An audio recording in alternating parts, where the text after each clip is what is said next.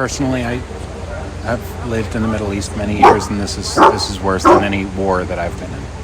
It's horrendous. I mean, there's no roads. There's no evidence of roads. There's no trees. It's just water and stone.